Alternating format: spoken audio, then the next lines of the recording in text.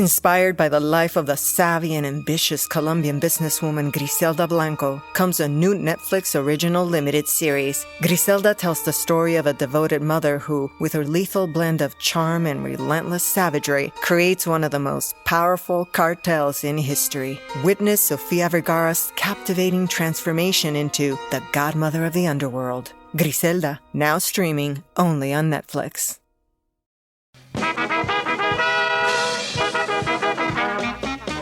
We're here to entertain you.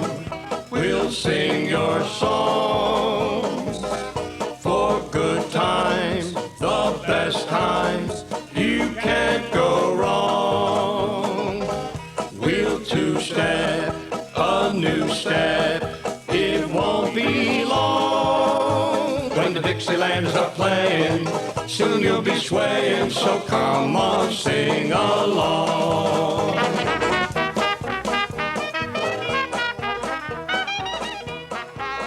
Hello, welcome to my podcast. This is Before My Time with your host, that's right, me, the idiot, Gelsey Laurie, and that was my best B-52s impersonation to join you in, because that's what we're talking about, one of my favorite bands, the B-52s. Enjoy! TIAA is on a mission. Why? Because 54% of Black Americans don't have enough savings to retire. So in collaboration with big-name artists like Wyclef Jean, TIAA released Paper Right, new music inspiring a new financial future. With 100% of streaming sales going to a nonprofit that teaches students how to invest.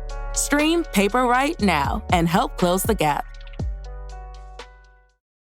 Hey everybody, Chris Fafalius here. As many of you may know, I've played in the band Punchline for most of my life. Well, I'm here to tell you that we just released a new song. It's called Can I Get a Break? And I think the title of the song, which is also the main hook of the song, is pretty relatable to how we're all feeling lately.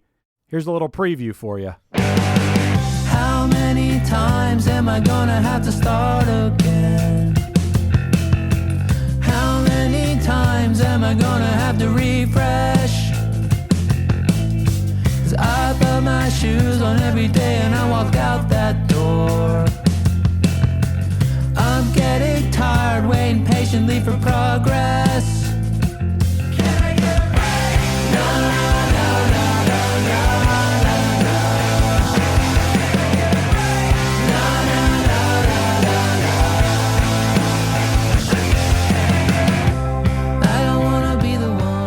Can I Get a Break by my band Punchline is now streaming at all the places where you can listen to music. So if you like the way it sounds, go check it out. All right, Gelsey, I think this is one that has been on the back burner for quite a few months, possibly day one, actually. But you and I discovered early on in our friendship that one of the things that we both have a pretty mutual love of is the music of the B-52s. But you are the super fan where I am the casual fan. So you to teach me about this strange new wave punk rock band. Yeah, it's new wave.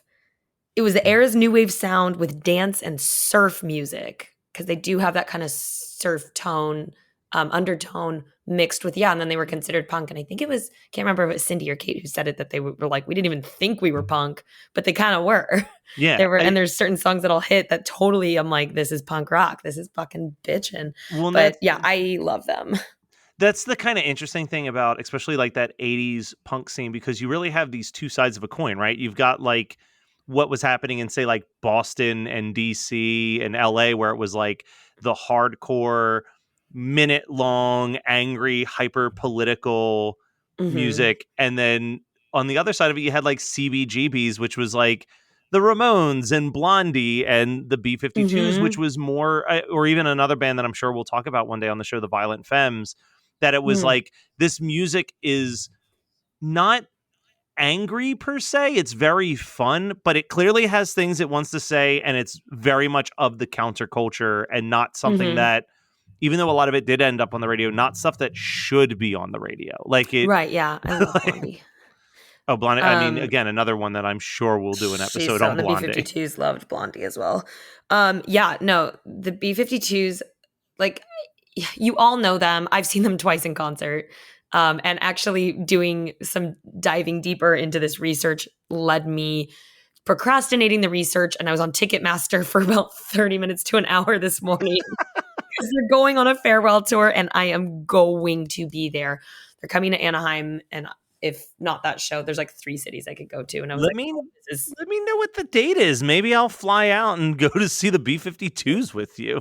and I was trying to convince my sister too. I was like, dude, because that's like the B-52s is our band. When I was a kid, my best friend Megan growing up we all had different albums. I had the Time Capsule album, and that's what I grew up with and played it to death. And then my friend Megan had the B-52s. And we created like a whole show. We would do floor shows every weekend, which I've talked about before.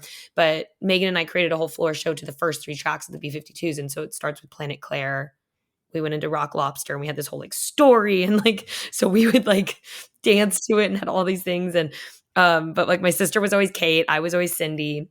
Anyways, if you don't know who the B-52s are, which that's shocking, but you would know them from such hits as Rock Lobster, Love Shack, Private Idaho. These are just a few to name, and we will go in. They made an appearance in the 1994 Flintstones, 1994 Flintstones movie, which I love. They were the BC-52s, and they sing Bedrock, Twitch, Twitch. They did the Twitch, and they also sing the theme song to Rocko's Modern Life. Yeah, I remember the day I realized that. It took me forever because I watched Rocko's Modern Life as a kid growing up, and I remember the day it clicked that I was like, oh my God, duh. Like, duh. Even just Fred's, like, not Fred's. Yeah. Rocko's Modern Life. Exactly. And the harmonies that Cindy and Kate, they're the 2 females. I'll kind of go through. Cindy Wilson and Kate Pearson are the 2 girls in the band. They sang, and they also did both percussions, and Kate played the keyboard a lot. Then Fred Schneider is the vocalist and would also play percussion, but that means more. They would kind of each just pick up random instruments and play different I feel like sounds, I've seen Fred hitting the cowbell quite a bit in my life. Oh yeah, he's I've seen him live hit the tambourine on his ass, and I was like the best moment of my life. I was like, I can die now. He came to the front of the stage and just worked that tambourine. But Fred's gonna be your what? That B-52s. Ricky it wasn't Wilson, a rock. Exactly, but it wasn't a rock. I used to have a T-shirt when I was a kid that said that. I'm telling you, Matt, I love the B-52 so much. Ricky Wilson was the guitarist, and that was Cindy Wilson's older brother. And Keith Strickland was the guitarist, and then later moved to drums and also played keyboard. So it's really cool. Between Ricky and Keith, they were honestly like the musicians in the band, and they really would jump around on instruments. There was one, I think it might have been Whammy. Maybe Whammy. I need to double check what album it was that they played all the instruments on that album, and everything else was vocalists for the other 3, because they will jump around. So they're extremely talented. They wrote all their own music, and it was very experimental. They are from Athens, Georgia, and obviously Cindy and Ricky are siblings, and so they all kind of work together though. Some like were friends, some Kate had played in like a different band, and they all got together one night through being friends, meeting, blah, blah, blah. In 1976, they say it was after a night at a Chinese restaurant drinking Flaming Volcanoes was the start of their band. They did that. And after they drank them, they're like, let's go jam. Like and they jammed, and they never turned back, which is awesome. But it really set the precedence of they were just hanging out, probably drunk, trying things and experimenting. And that was what forever they did. They would just, one of them said, I think it was Kate, that, they didn't read music. So everything they did, she's like, we would just put in so many hours and hours and hours and hours of taping different things, and then going through and listening and picking out what sounded good, and that part, and having to kind of memorize and re-chunk everything together instead of being able to really just write it down, which is harder and takes longer. But they really, and obviously they're a very experimental new wave sound, and you can hear it, but within doing that, there was so many hours behind that of jamming and experimenting and trying out, which is so cool. And, their influences were all over, and they take in, that's where you get some like the beach party surf sounds. And they did really want to create a dance band. That was one of their like main goals. And they do, this is a complete they want it to be a party band, and they are. You can't go to a party without one of their songs playing. The first time they played was at a party, a friend's Valentine's Day house party in 1977 was the first time. And they kind of did the party circuit in Athens. I guess I didn't know this, but Athens, Georgia, is it like, do they have the record for streaking? Or, this is the late 70s. There was like I'm a sure big, they do. like everyone went streaking in Athens. And like it seemed like it was quite the party place. And they said one party they went to, not necessarily playing, someone filled up like a foot of the room with popcorn. I'm guessing like packing popcorn, and covered the walls in black with black lights. And then they said everyone started getting naked and rubbing oil all over them. And then they were like, there's just naked, oily bodies rolling around in popcorn. And so these are the kind of parties going around. So, which also kind of, you imagine them starting out, they're all young, they have other jobs. This was like their side hobby. And they're living that hustle life. They didn't really think they could make a career out of this in the beginning, as a lot of bands do. But reading some of these stories, they said that just puts these weird experimental social situations in these parties that really feeds into their music. Say like a song like Strobe Light, which I love. That's fun. And they have always been, one of their things is their, like thrift shop chic, something like that is their style, where they would just rummage through old thrift shops and love dressing up. But the girls immediately were wigaholics, which I relate to. So it was just like digging in old boxes and finding these crazy wigs. And that just became their signature of the big beehive hairdos, which is also kind of where their name comes from. The B-52s is after the beehive do, which the beehive do of the B-52 is named after the airline bomber B-52, because the hair looks like the nose cone of the airline. But it was Keith suggested the name because he had a dream that the band was playing at like a lobby lounge, and someone came over and whispered in his ear, like, this is your band's name, is the B-52s. And he woke up, saw the band that day, and was like, we should be the B-52s. And I thought that was so cool, because clearly dreaming is such a subconscious, you're creating your dreams. They don't come from nowhere. And so it really did come from him, but it was like he had to go to sleep to get that subconscious to unlock a bitchin' name. So their first single is Rock Lobster. What a way to start. Like, what a way to just be like, boom, this is who we are. And it pulls in from, this is where we get a little bit of the surf. Fred was talking about, he grew up in Jersey, and so he'd go to the Jersey Shore a lot, and he said you constantly hear people saying like, pass the butter, and that means like the tanning butter. And so that's like one of the lines in the song is, pass the tanning butter, and all these.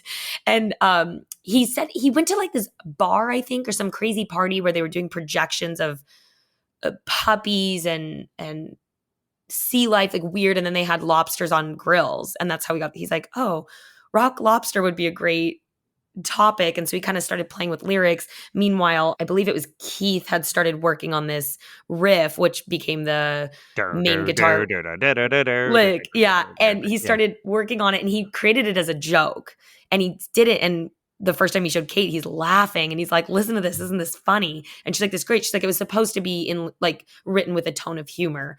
And so then the two came together and made magic. The girls had a lot of inspiration from Yoko. They loved, her weird, like yelling sounds. So that's kind of where they come in with all their different, here comes a away, what, that, like noises they make and stuff. It's so great. There's a fun fact tied to that, though. Oh, really?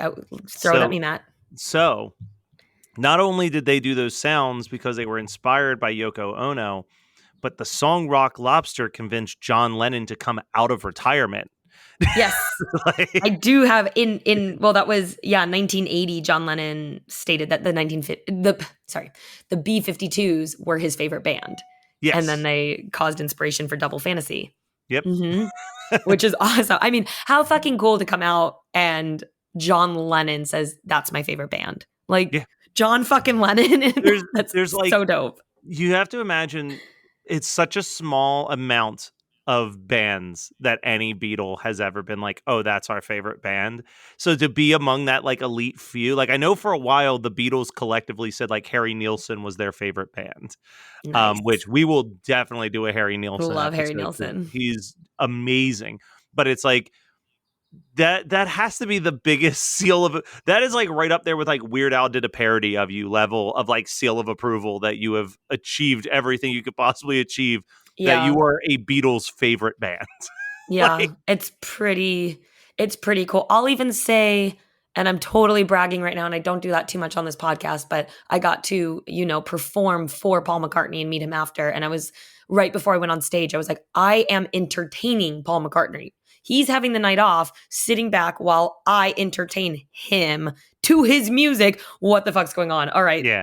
And then it was just like, all right, this is a level of success. Cool. and then he said, Gelsey, you're my favorite artist right now. And He, you're like, he all right, did. I'm He good. did say that. Yeah. And then he never spoke to me again. All right. Paul, So still love you. Okay. Yeah. So they record their first single in 1978, Rock Lobster, and it becomes an underground success, selling like 20,000 copies. The B-side to that was 52 Girls, which is one of my sister and my songs that was like growing up. That was our song. And we didn't know what they were singing and didn't look up the lyrics for the longest time because when we first started listening to it, we did not have access to the internet like we do now. And it kind of has that, why won't you dance? Doom, da, doom, da, doom, eh, eh, eh, eh. And they're actually saying, name them today. Can you name the girls? And they're naming Jackie O, and they're going through all these different girls. Really hard to understand them though, so we would just kind of mumble through it, and that was our thing. Anyways, there's a little rant about my childhood. They created a pretty good buzz in the UK, and so when they went and did their first gig in London at the Electric Ballroom, it was packed. And then in Canada, they were released on the Warner Brothers labels, and they became number 1 in Canada in 1980. Australia, I forget where they go. Australia is where the B-52s has had most success. If they chart something here, they will chart 10 times higher in Australia. And they still for some reason, Australia, not for some reason, for every good reason, Australia loves the B-52s the hardest. And I get it. And I want to move to Australia, so I get it all. In 1979, they record their first debut studio album. So they had their singles, but Compass Point Studios, which is in Nassau, Bahamas, is who they were with. And so they flew to the Bahamas to record. And July 6, 1979, they release the B-52s, which has such hits as Rock Lobster, 52 Girls, Planet Claire, which I love. If you don't know the song, it's the She Came From Planet Claire. And Cindy, I think, was saying that it was a really fun one because it's such an experimental, it has that really long intro. I think they opened with Planet Claire the first time I saw them in concert. And she says it's one of those songs that live they still get to play with because it has such so she's like, every time we do it live, we're still experimenting, which is so cool.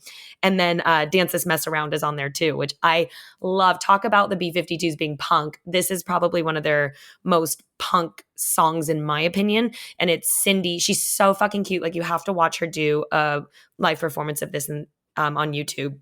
She's a lot of times would be barefoot on stage, and she was real thin when they started. And it would always be Kate kind of stoically on the keyboards. And they were really shy at first. And they said they grew with confidence, like a lot of artists, but they all are introverts, which you wouldn't think so, but they're all very introverted people except Kate. But they would have this kind of stoic vibe about them, when almost alien-like, which they got a lot of that.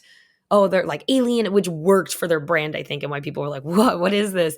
But Cindy's always in the back and sometimes like not playing an instrument and not quite singing yet. And it's almost like she's like the band dancer in a lot of moments, which I love. And she's just barefoot, has this huge beehive wig on. But this one, Dance This Mess Around, is kind of when she's like yelling why won't you dance with me? Yeah. And it's such a fun song, and I love it. And I didn't realize that was on their first album. I thought that might have been a later one. But I have a question that you might not be able to answer, but I'm trying to solve this for myself, and I'm failing greatly. Mm-hmm. Planet Claire. Mm-hmm. It's credited to 2 members of the band, but also Henry Mancini, who is like a famous composer. That I don't know. Who did the music for like Breakfast at Tiffany's. Oh, wow. And wait, let me see. Maybe they sample. I get it. Okay, I figured it out. It's because he did the Peter Gunn theme, and the guitar riff is based on that dun dun dun dun dun dun dun. There you go. Yeah. I was like, wait, hold on a second. Like, I saw that when I was looking it up and started to lose my mind. And like the actual page for Planet Claire doesn't explain why he got a credit. Okay. You're like, right. Whoa, how did they have that connection? Exactly. It was like, was this one of those situations where some guy just similar to a John Lennon was like, I like these kids, I'm going to help write a song with them. Yeah. Or Okay, like that going makes a lot basement more parties. sense. Sorry. Yes. No, that's okay. Actually, I didn't know that. So thanks for where. Oh yeah, so they hit the top Billboard Hot 100 chart with Rock Lobster, and their album goes platinum. And then that's when John Lennon's like, my favorite band. In April 1980, they record their second album, which is Wild Planet. Wild It's my Planet. favorite Yeah. of their albums, I think. Yes, me too. It's still it's considered by most fans their best album. And we get Party Out of Bounds, which I love that song. Private Idaho, Quiche Lorraine, and Strobe Light. Those are just some of the most popular songs and my favorites. I love Quiche Lorraine. Like, I'm still convinced I'm going to buy a little dog one day and name him Quiche. The fun thing about the B-52s in my family as well is that it's actually, as much as it's my sister and my band, it's my dad's band as well. And so we all sing it. And my dad is always Fred, and he kills. Like, it's our go-to carry. The three of us will do Love Shack. We've done it so many times. And my dad just like tears it down. Like, he brings the house down with his B-52s. So Quiche Lorraine was always great. Strobe Light, I love. The theme of the song is I want to make love to you under the strobe light. How fun. I mean, I want to talk about Private Idaho for a second, just because it is my favorite B-52 song. I love Private Idaho so much. And I love this little factoid that while the B-52s are from Athens, Georgia, they actually never played in Idaho until 2011. And in preparation for the show, they were asked by an Idaho statesman, what is the song about? And he said, Idaho's just mysterious to all of us. I know that it's probably a beautiful state, but I also know that there's a lot of crazy right-wingers and all of that stuff. The song's just about different things. It's not like a parody of Idaho or anything like that. But the song was big enough that it appeared in Wedding Singer, which is where I first heard the song.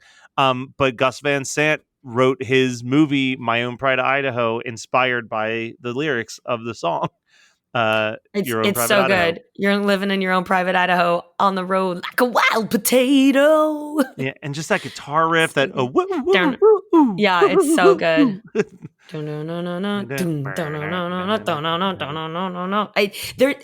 Honestly, I think they have some of my favorite guitar riffs and licks. Like, the beats and the bass in all of their songs are fire. That song, they really every piece of that song is great, because then when the guitar drops out and you have that almost like creepy little like synth play, and she kind of comes in the like, it's so good, so good. I love no, I do. Even obviously Quiche Lorraine's a really funny song. For some of you that don't know, Quiche Lorraine's about a tiny dog that he loves, and then Quiche Lorraine runs around. It's really fun. He goes, has anybody seen a dog dyed dark green, about 2 inches long, with a strawberry blonde sunglasses and a bonnet, designer jeans with appliques on it? Quiche Lorraine, even the first that's kind of how it starts. The skies are charcoal gray. It's just so fucking great. But I love Strobe Light. Starts out, my favorite is the kind of down. Hey, and it's this phone call. Yeah, what? I want to see you tonight. And he's telling the girl, I want you to come on the floor. I want you to. And he's talking about where he's going to kiss her. First, I'll kiss your neck. She says, ooh, and this, that. And it ends with that. Then I'll kiss your pineapple. And they go in. And then that's the Strobe Light. It's just, okay. Anyways, that album had gone certified gold. Private Idaho is their second song in the top 100, and they perform on SNL. This was where specifically they said they were just like so nervous and kind of shy. Cindy was saying like they kept really quiet. They kind of had their manager would talk for them, and it worked in that dynamic, and they're introverts, but also she's like, we knew nothing about the business. So we thought it was just best to not say much, which I kind of have lived a lot of my career that way. I will always just kind of shut up and go for the ride. And cause I'm like bullshitting everything I do, let's be honest.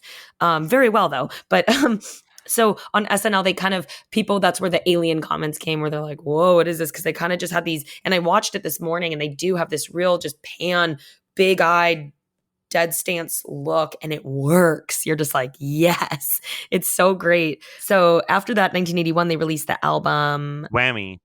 Yeah, Whammy's their next, which I actually owned this. And this is one you were album. talking about. You were correct. It was just the two guys doing all of the music on this one. Yeah, it was Whammy was okay because they started bringing in synthesizers in this album and playing around a lot. There's not too many hits, to be honest, on Whammy. Like, even when I bought it, I remember being old enough to buy my own shit at this point, but I still went to a CD store to buy it. And I saw it and I was like, oh my God, a B-52s. It was like the only B-52s CD they had because I was flipping through. And I was like, I don't have this. And there's other songs on here. I'm gonna get this one. Whammy Kiss is really fun and all this. But the song that sticks out that I had already known is Song for a Future Generation. And that's kind of like the date song where it's almost like speed dating, like, hi, my name's Kate and I like Chinese noodles and puzzles, and like, hi, I'm Steve. And it's so good. And it reminds me, like, anytime I'm online dating or swiping or talking, I always think about this song and it gives me a good giggle. It's the let's meet and have a baby now. So it's like they like one will be like, I have something that's comparable with you. And then it's just a bunch of people, let's meet and have a baby now. It's great. Anyways, so their next album is Bouncing Off the Satellites, and it was released 1986. So right before this happens, Ricky Wilson is diagnosed with AIDS. He keeps it from everybody. Only Keith knows, but he keeps it from the band because he doesn't want them to worry about him. He doesn't want them, sad or anything. And he was very protective of Cindy, who's his younger sister, and of his family. So he does keep it to himself. First, before he passes, they perform in Brazil at Rock in Rio, which is their largest crowd ever. And they are writing their material for Bouncing Off the Ceilings at that point. And they all lived together in one house, and they felt like the collaboration at the time wasn't working. So they wrote a lot of solo stuff for that. But Ricky passes October 12th, 1985 at the age of 32. Which was a really, really hard hit for everyone, especially Cindy, since that was her brother. But they come out with Bouncing Off the Satellites, which is considered one of their darkest albums, understandably so. Yeah. But they were just absolutely devastated. So they went into seclusion. They didn't promote their work. And they went on a hiatus. They did, in 1987, release a public service announcement on behalf of the Foundation of AIDS Research, and kind of did a donation charity and awareness and whatnot. But they do take a hiatus, understandably so. They're in a really bad place. But they come back in 1988 and they have a comeback album, which is Cosmic Thing.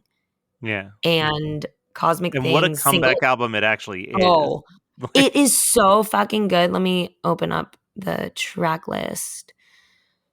Yeah, this has, okay, so to start, Love Shack is on this album. So they come back with Love Shack, which is still one of the top hits. Like, everyone, if they don't know the B-52s, knows Love Shack. But this album has Deadbeat Club, Love Shack, Rome, Channel Z. Those are all, I think they weren't all singles. Deadbeat Club is it, but Rome was also like, so I believe Rome is the thing where, look, I'm going to say that it's insane for any human being to genuinely call the B-52s a one-hit wonder because they have a ton of hits. But they're not. But by the structure that like most one-hit wonders are concerned, Rome is what keeps them from being a one-hit wonder, because most of it's based on how many top 20 hits do you have, and they had 2. There was number 3. Both hit number 3, and Rome, I'm pretty sure, I could be wrong about this, was used for like car commercials and stuff. Like, that song was just as massive. It's been on so many, and like it's in so many movies. I think it was in like the Lizzie McGuire movie too, when she's like on the back of a Vespa in Rome, and then they sing Rome, and I'm like, this is so cheesy. I think you're absolutely right. Actually, I am right, and I'm like, wrong, Rome, whatever, cute. Did you see my face, listeners? You can't see it, but when you said people might consider them a one-hit wonder, this, that. Oh, like, you were about to choke me. You were ready to scream really through the I was like, screen. they are not a one-hit wonder. Yeah. I was like, I was like, hello. Listen, I agree. I've had to fight this before because people want to pick it all the time for one-hit thunder, and I'm like, no. It's not. It is. It's so not even up. That's why it's not even up for debate. If you even base on top 40 hits, they've had like 8. Oh yeah, no, and like, Billboard's top 100, they have like multiple platinum, gold albums. Like, that's not what you get when you're one hit wonder. Deadbeat Club was a single on the album, which, so I love Deadbeat Club is not one of their more known. It's the God, excuse me again. I've lost my voice. It's the Deadbeat Club. Deadbeat Club. The Deadbeat. That's kind of me brutally no voice singing, but it's a real chill song. I like it. My sister and I, for years, when we were probably like preteen into teenage years, had this like dream of opening up a real cool bougie cocktail lounge called the Deadbeat Club. And we wanted everything to be super chic mod, big giant white circle bed couches, because we're also obsessed with circle beds. And all over. And the waitresses all either have to wear like sleek 60 bobbed wigs or beehives. And they're either black or white, and then have kind of huge, twiggy, dramatic, almost like drugged out look eyelashes. Like we were going to have strict costumes for the waitresses. And it was going to have this real, almost Andy Warhol type vibe. And we wanted to call it the Deadbeat Club. And that song inspired us. But we obviously did not do that. But we need to get this that podcast. Idea, I will shank you. Yeah, we need to get this podcast big enough that we can turn that into a reality for you. Yeah, if someone wants to help us make the Deadbeat Club, I think it's just, you know what, honestly, as I got older and understood what that entails, not just the financial backing of opening a place, but anything in the food and beverage industry is a nightmare. That's a nightmare, and its success rate is not high. So I also respect anyone that can make those happen. You have to go in it with so much fucking money that it's not a big deal if it flops. That would be like if $5 fell out of my pocket. I'm like, oh well, it's damn, but I'm not crying. Anyways, yeah. So we go into Cosmic Thing. Obviously, Love Shack. Everyone knows Love Shack takes off. Fun fact. Tin Roof Rusted. I was reading because everyone thinks that when she yells Tin Roof Rusted that it means that she's pregnant. And I remember being told that as a kid. So I was like, do you know what that means? It's pregnant. And I was like, what? How? Blah, blah, blah. And I was like looking today because I was like, I want to see if other people think that, or is that something she just told me? And it is.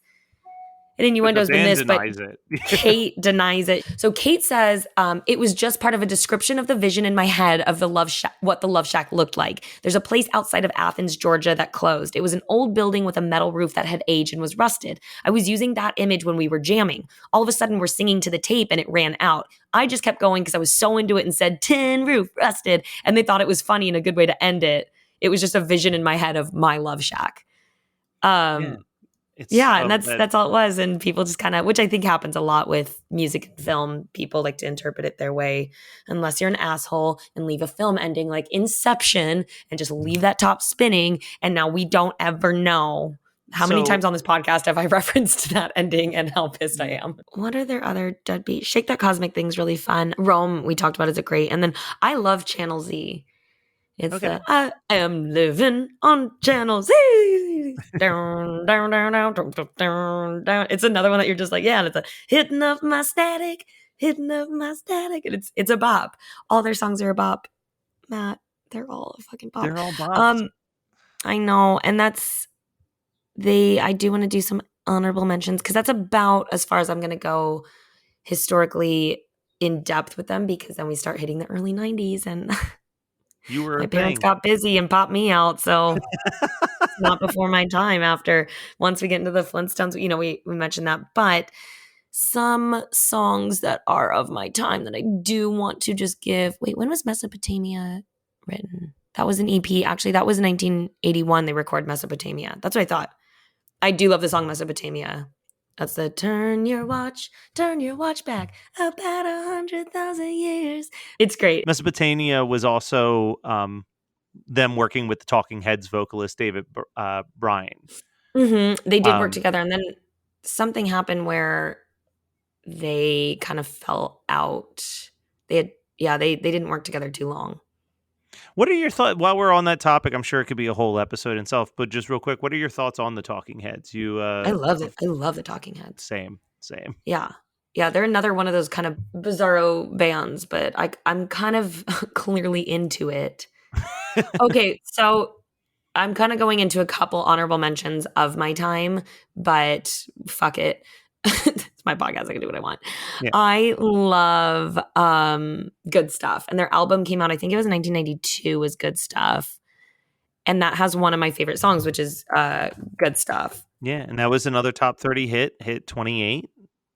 I do like, God, I forgot about that song. Is That You, Modine? I love, Is That You, Modine? It's me, Modine. That was another one that it's, my sister and I used to always, oh my God, that's the, on the bus, to the plane, to the UFO, and to outer space, baby, on the bus. And we would do little, to the plane, like do different hand motions. We'd like drive our hand on a bus, take it to the plane, go down, go on the rocket ship. And then when we would go on tours or travel with my family, like if we got on a bus, I'd be like, to another bus. And we thought it was so funny.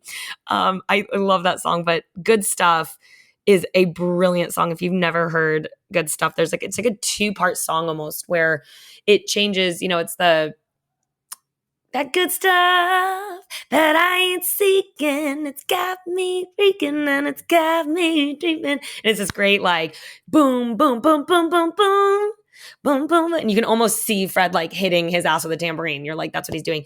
But then it goes into this other refrain where it's to the take me down where the good stuff grows, kiss you nice, wiggle my toes. And it's this great, it's so good. So highly recommend Good Stuff. I still have actually, this lion who's a puppet, Marvin, and he's been in a couple of my videos, but I used to like get really good at making Marvin sing.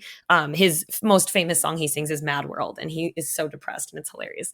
But I used to practice, I used to sing Good Stuff with Marvin, and we would duet it, and he would sing all of Fred's and I was Kate, and we would like sing together at each other. And I only did it for my sister and my family just to make him laugh, but I need to bring him back. I need to find him. 2006 and 7, the B-52s go and fucking record a new album.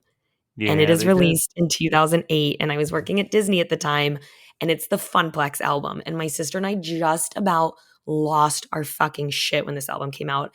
And they played at Downtown Disney at the House of Blues. The House of Blues is no longer there, but they went on tour. And so it was a real intimate thing. My sister, my dad, and I went and saw, and they did the Funplex tour, and they just sang the entire Funplex album on that road. They maybe did like 2 or 3 of their hits as their encore because they have to, but they literally just did Funplex. But we had bought the CD. We still had CDs and listened to it probably every day nonstop, at least a month leading up to it, like just obsessed with Funplex. And seeing them live do it was so much fun. And I love that fucking 2006, 7, they're like, fuck it, let's do another, like many years. So that was my second. I love that they said, fuck it, let's do another album. And then also went on tour and was like, fuck it, we're just playing the new album. Like, that's a ballsy move for a legacy band. It seriously is. Like, people expect them to just play because they have so many great hits. And like I said, I can't remember which ones they did, but they did Funplex, and it was so fun. There was this one guy, I literally was texting my sister today about it. It looked like almost like this kangaroo hat on. And he looked like he was in his middle-aged, like 6'5", in the front. The last person you would think would be at a B-52s concert. Like, did not look like he belonged there. And there's this song called Juliet, and they're more double girl ballad kind of Juliet, Juliet, almost the feel of Rome, like more chill. Yeah. And my sister and I could see him from the back of the crowd. He's in the front, bopping along and singing every single fucking word to this song. And we laughed so hard. And now we always, like, if she's in a bad mood, I'll just be like, think of Juliet guy. And today she was having a rough day. And I was like, dude, Juliet. And it's like, I can still see my head just living. It was so great. But no, I love Funplex. It's a really fun album. But yeah, they are going on tour again. They're considering this, I know the Stones did like 20 farewell tours, but I do believe this will be they're selling it as their final tour, the farewell tour. And I will be there some way or another. Well, got to figure out you'll have to report back. We'll do an episode all about the B-52s concert after you see the final show. Oh yeah, I know it's so hard for me with my job to plan ahead because it's like a lot of times I don't know until like the week before if I'm available but I'll figure it out. I'll make it work.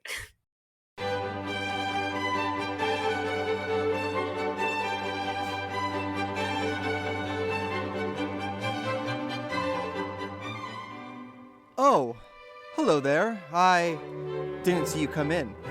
I'm Shane O'Hare of the Geekscape Games Podcast, the #1 video game podcast on the Geekscape.network.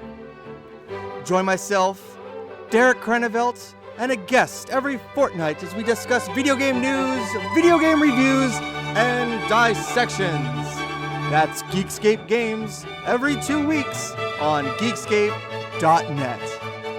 So I want to ask you, maybe I'm alone in this, but something that really bothers me as a B-52s fan is something that I'll refer to as the Family Guy effect, which is that like Family Guy will make a joke about something that I love, and instead of it being a throwaway joke, it becomes the way that I feel like most people know that property exclusively. Does the fact that so many people pretty much only know Rock Lobster at this point as a joke thing that happened in an episode of Family Guy bother you as much as it bothers me? It doesn't, because if they wouldn't know it from that, then they wouldn't know it at all. That's true. I don't know. And there's so many things that I feel like I've learned from different jokes where I'm like, I think it's from something, and after a while I'm like, what is that actually? And then I'll look it up and then be introduced to something. So I think it's an awesome way. I'm such a huge Seth MacFarlane fan and love that he pulls from so much variety of pop culture and entertainment through the decades. I think he's brilliant at it. So I love it. Okay. And I laughed so hard when he did bring it in, because I do love the beef. So I think it's like also this like double inside joke for people that love it, that I feel like we got even more. I think the Rock Lobster one bothers me less than, say, Surfing Bird or the Randy Newman spoof. I love the Surfing Bird so much. That's like an ongoing joke in my family. See, I guess for me, it's like of those. For me, it's like one of those things where it's like, no, it's a funny joke, but like it's also a really good song. Like, please, Matt, like, shut up! It's a fucking hilarious joke. It's a great joke. But have you heard? Heard what? No. Ever. I think there was like a month straight my sister and I did that. I think it's the funniest thing ever. I love surfing. I love the song "Surfing Bird" so much, and I'm like, but seriously, it's a good song. You should listen to it. You heard "Bird" is the word.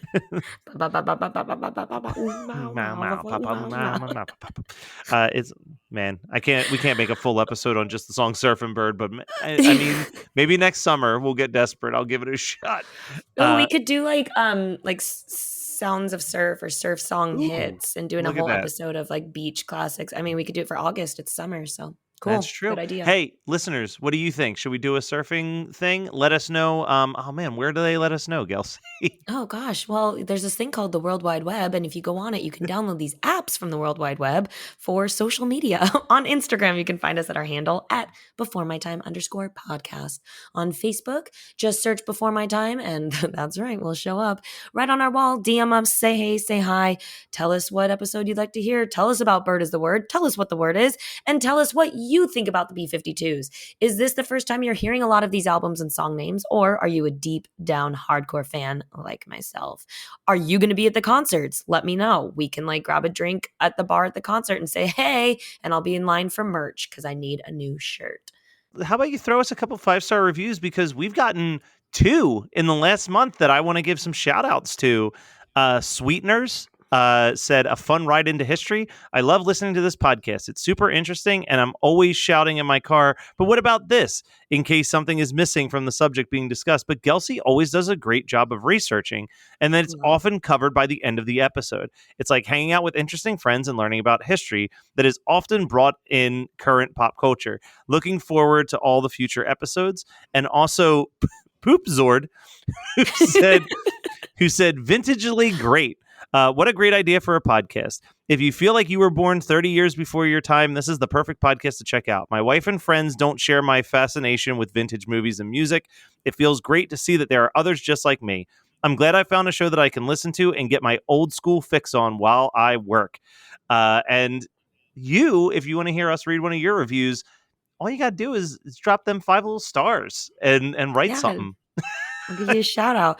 Wow, you guys can't see how big of a smile I have on my face while Matt read those. It literally just like lights me up, because I'm here for you. Obviously we have this passion, and it just makes me so happy to share it, and also that people feel like they can connect to others through it. So you all made my day. Like seriously, I'm very happy. Thanks.